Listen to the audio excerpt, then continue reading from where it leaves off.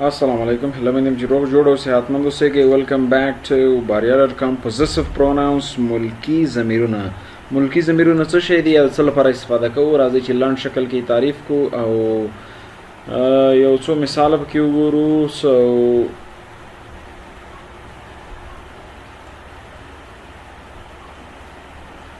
possessive pronouns are used to show possession or ownership. وای ملکی ضمیرونه استفاده کیږي چې possession ملکیت یا ownership خپلوي وښایي. possessive pronouns موږ د ملکیت یا هم د خپلوي ښودلو لپاره استفاده کوو. دوی چې دي اووه دانې دي. they are 7 in numbers: mine, yours, ours, theirs, his, hers, its. mine زما، yours تاسو، ours زمونږ، theirs د هغوی یا د دوی، his د هغه، hers د هغې نجلۍ، its د دغه شي یا د حیوان.